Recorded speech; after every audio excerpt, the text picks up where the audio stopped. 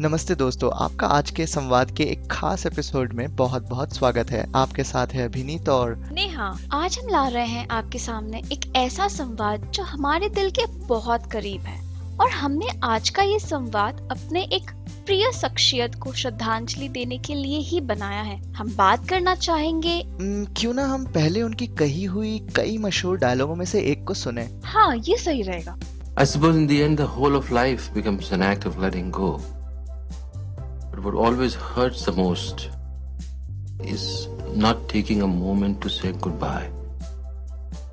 इनकी आवाज सुनकर तो पता चल ही गया होगा आपको कि हम किन के बारे में बात करना चाह रहे हैं। सही कहा, इरफान खान। जिस डायलॉग को हमने सुना उनकी एक प्रख्यात अंतर्राष्ट्रीय मूवी लाइफ ऑफ पाई की है। संक्षिप्त में अगर कहा जाए तो वो बोल रहे हैं कि आखिरकार जिंदगी किसी भी चीज को जाने देने के बलबूते पर ही आकर टिकती है, पर हाँ, अगर थोड़ा समय सिर्फ अलविदा कहने के लिए भी ना मिले तो बहुत बुरा लगता है। और मेरे ख्याल से इन्होंने इस डायलॉग से एक बड़ी सोच हमारे सामने रखी है। बिल्कुल। इसी जाने देने की कला, इसको दो तरीके से समझा जा सकता है। एक तो कि कुछ घटनाएं जो जीवन में हुई हो, जो आपको लगता है रोका जा सकता था, वैसे बातों को क्योंकि अब और कुछ नहीं किया जा सकता, इसलिए उन्हें भुलाने की कोशिश करना या जाने देना एक बड़ी बात है। दूसरी, कुछ चीजों पे हमारा कोई नियंत्रण नहीं होता और इन चीजों पे परेशान ना होना एक सीखने लायक चीज है।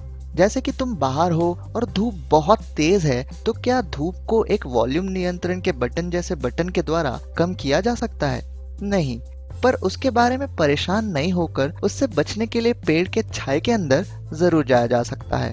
ये एक फिलॉसफी भी है जिसका कि पूर्वी एशियाई महाद्वीपों के बहुत सारे संस्कृतियों में वर्णन है। चीनी संस्कृति का एक जाना माना सिद्धांत टाओइज्म कई सोचों में से एक जाने देने की इस सोच पर भी आधारित है। अगर लोग जाने देने की आदत डाल ले तो बहुत हद तक परेशानियों को पीछे छोड़ा जा सकता है। जैसे कि मान लो आपके किसी दोस्त ने कभी आपको कुछ ऐसा कहा हो जो कि आपको सही नहीं लगा और इसके कारण आपकी दोस्ती में दरार आ गया हो और आप आज भी उसके बारे में सोचते हैं, तो आप अगर उसको क्षमा करके और उन अप्रिय बातों को भुलाने की कोशिश करते हैं तो आप जाने देने की कला को अपनाएंगे।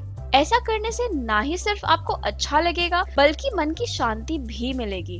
इसी संकल्पना पर कई किताबें भी लिखी गई हैं, जिनमें से अंतर्राष्ट्रीय सर्वश्रेष्ठ बिकने वाले किताबों में से एक है द सीक्रेट ऑफ लेटिंग गो, जो कि लिखी गई है गाय फिनले द्वारा। मेरे हिसाब से इस संकल्पना के बारे में पढ़ना और अपने जीवन में लागू करना एक सुखद अनुभव ला सकता है। इरफान जी के निधन के पश्चात पता नहीं क्यों ऐसा महसूस हुआ कि कोई अपना खुद का चल बसा हो, तो हमें इनके बारे में बहुत कुछ जानने की जिज्ञासा उठी और हमने इनके बारे में काफी कुछ पढ़ा, देखा और जाना। और जितना कि हमें पता चला, इरफान एक बढ़िया अभिनेता ही नहीं बल्कि एक बहुत बढ़िया इंसान भी थे। बहुत कम ही ऐसे लोग होते हैं जो एक ऐसा रिश्ता जोड़ पाते हैं लोगों के साथ कि उनके रहते हुए और उनके जाने के बाद भी वो दिल में रह जाते हैं, और मेरे हिसाब से इरफान उन ऐसे व्यक्तियों में से एक हैं। उनकी सोच बहुत अलग थी। इसी का एक उदाहरण अगर दिया जाए तो वो ये है कि उन्होंने एक समय पर अपने सरनेम को हटा दिया और इसके पीछे का कारण उन्होंने ये दिया कि वे अपने काम के द्वारा जाने जाए, ना कि अपने जाति, धर्म या खानदान की वजह से। पैसे ना होने के कारण 1993 के जुरासिक पार्क मूवी को थिएटर में ना देख पाने से लेकर 2015 की जुरासिक वर्ल्ड में खुद एक महत्वपूर्ण भूमिका निभाने तक का सफर उन्होंने अपने जीवन काल में किया। और उन्होंने बहुत सारे अन्य अंतर्राष्ट्रीय फिल्मों में भी काम किया, जैसे कि द वॉरियर, अमेजिंग स्पाइडरमैन इत्यादि। इतना ही नहीं, उन्होंने जापानी मूवी टोक्यो ट्रायल और बांग्लादेशी मूवी डूब नो बेड ऑफ रोजेस में भी काम किया है। हाँ, और अगर देखा जाए तो वो कुछ ही ऐसे चुनिंदा भारतीय अभिनेताओं में से एक होंगे जो कि जितने प्रसिद्ध भारत में थे उतने ही या उससे ज्यादा प्रसिद्ध ही रहे होंगे भारत के बाहर भी। हाँ, और सबसे मजेदार बात ये है कि उनका पहला प्रेम अभिनय करना नहीं था, उनकी रुचि क्रिकेटर बनने की थी, परंतु परिस्थितियां उनके क्रिकेटर बनने के विपरीत रही। और हमने ऐसा देखा ही है कि परिस्थितियां कामयाब लोगों के जीवन में कभी न कभी विपरीत रही है, जैसे कि हमने किरण मजूमदार जी के बारे में संवाद के एपिसोड 4 में भी सुना था। अगर आपने उस एपिसोड को नहीं सुना है तो उसे जरूर सुने। जो आगे बढ़ना चाहते हैं उनके लिए विपरीत परिस्थितियां केवल एक और चुनौती की तरह होती है, और इसी तरह इरफान जी ने भी उस चुनौती को स्वीकारते हुए आगे बढ़ते गए। इस बात को ध्यान देना बहुत जरूरी है कि चुनौतियों का सामना करना तथा हार ना मानना कई प्रसिद्ध लोगों के सफलता के पीछे का कारण रहा है। कई किताबों में भी इसका उल्लेख है, जैसे कि नेपोलियन हिल की थिंक एंड ग्रो रिच, जो कि एक बहुत प्रसिद्ध किताब है। इसमें सफलता पाने के लिए कई विषयों पर जोर दिया गया है, जिसमें से एक है परसिस्टेंस, यानी कि दृढ़ता से आगे बढ़ते रहना। और अपने जीवन में आगे बढ़ते हुए तकरीबन 18 साल की उम्र से पहले यानी 1984 में उन्होंने national school of drama NSD में दाखिला लेने का फैसला लिया। ऐसा कहा जाता है कि वे अपने मामा से प्रभावित हुए थे अभिनय के क्षेत्र में जाने के लिए। उनके मामा अभिनेता तो नहीं थे, पर वे ड्रामा और थिएटर जरूर करते थे। ये कहना कि उनके लिए अभिनय के क्षेत्र में जाना इस कारण से आसान रहा होगा, ये सही नहीं था, क्योंकि उनके घर के माहौल के हिसाब से उन्होंने NSD में दाखिला लेने के बारे में अपने माताजी से छुपाया और उन्होंने वहां दाखिला लेने के लिए जितने ड्रामा और थिएटर करने के अनुभव की जरूरत थी, उतना अनुभव ना होते हुए भी उन्होंने हार नहीं मानी, प्रयास किया और दाखिला लेने में कामयाब रहे। NSD भारत के सबसे जाने माने ड्रामा स्कूल्स में से एक है, जिसकी स्थापना 1959 में हुई थी संगीत नाटक अकेडमी के द्वारा और बाद में जाकर एक स्वतंत्र अकेडमी बनी 1975 में। इस संस्था से फिल्मी जगत को कई बड़े नाम मिले हैं, जैसे कि आशुतोष राणा, मनोज बाजपेयी, राजपाल यादव इत्यादि। NSD में दाखिला लेने के बाद शायद ही उन्होंने सोचा होगा कि यहीं से उनकी जिंदगी बदलने वाली थी। हाँ, एक बात तो है, उन्होंने हमेशा अपने लेख और साक्षात्कार में निरंतर रूप से कहा है कि ऐसा काम करो कि उससे कभी बोर ना हो। जो करना पसंद है उसकी ओर बढ़ते जाओ, बगैर पैसों की चिंता किए। हाँ, उनका कहने का मतलब देखा जाए तो फॉलो योर पैशन या अपने जुनून के पीछे जाना पर ही आधारित है।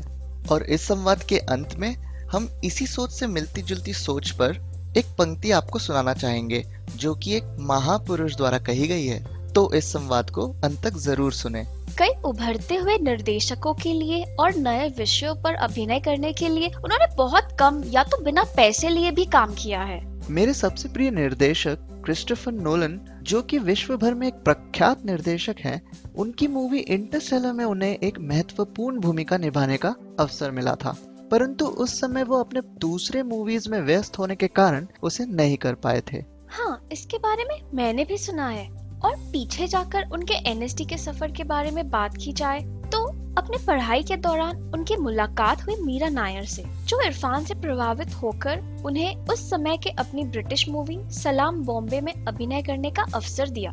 दुर्भाग्यवश फिल्म के अंतिम कॉपी में उनके सीन्स नहीं पहुंच पाए और इस बात से वो काफी दुखित भी हुए। पर हाँ, जैसा कि हमने पहले भी उनके बारे में सुना, वो इस निराशा से रुके नहीं और आगे बढ़ते गए। उनके व्यक्तित्व की अगर बात की जाए तो उनकी हॉलीवुड में निर्देशित मूवी इन्फर्नो के सह अभिनेता टॉम हैंक्स, जो कि बहुत जाने माने अभिनेता हैं और ऑस्कर विजेता भी रहे हैं, उन्होंने अपने शब्दों में कहा है कि मुझे ऐसा लगता था कि कमरे का सबसे लोकप्रिय व्यक्ति हमेशा से मैं ही हूँ। सब मुझसे बात करते और मुझे सुनना चाहते हैं, पर एक बार इरफान कमरे में आ जाए तो वह लोकप्रिय इंसान जिसकी मैं कल्पना करता हूँ वह इरफान बन जाते हैं। उनकी दो अलग अलग मूवीज लाइफ ऑफ पाई और स्लमडॉग मिलियनेयर को मिला जुलाकर 12 ऑस्कर पुरस्कार मिले हैं। हाँ, और मेरे हिसाब से विश्व भर में ऑस्कर अवार्ड्स अभी भी फिल्मी जगत के सबसे बड़े सम्मान माने जाते हैं, जिसके कि मुझे दो कारण लगते हैं। एक कि ये बहुत समय से चला आ रहा है। पहला दिया गया था 1929 में, यानी कि 91 साल पहले, और दूसरी कि ये एक लोकतांत्रिक तरीके का पालन करता है,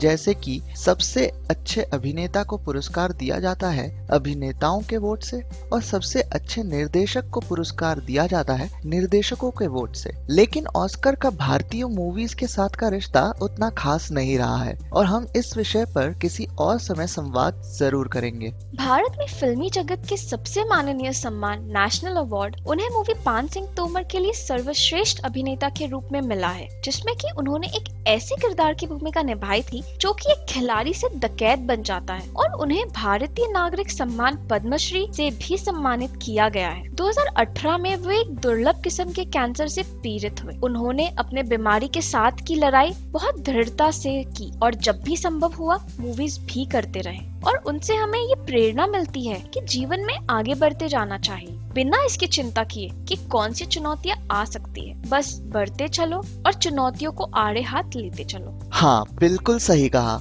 उनसे हमें प्रेरणा लेनी ही चाहिए। उनके साथ साथ ऋषि कपूर जी का भी निधन हुआ और हम उनके आत्मा की शांति के लिए भी प्रार्थना करते हैं। हमें उम्मीद है कि आपको आज का ये श्रद्धांजलि पूर्ण संवाद जरूर पसंद आया होगा और आपको कुछ प्रेरणा भी मिली होगी। अगर आपको ये एपिसोड पसंद आया है तो इसे जरूर लाइक और शेयर करें। हमारे चैनल को सब्सक्राइब करें। आपसे जल्द ही दोबारा मिलने की उम्मीद से अब हम आपसे विदा लेना चाहेंगे। धन्यवाद। एक मिनट, हमने आपसे कहा था कि हम आपको एक महापुरुष द्वारा कही गई एक पंक्ति सुनाएंगे। उस महापुरुष को आप जानते जरूर होंगे। वो है 3 इडियट्स का रैंचो और उसने कहा था, सक्सेस के पीछे मत भागो, एक्सेलेंस का पीछा करो। सक्सेस झक मार के तुम्हारे पीछे आएगी।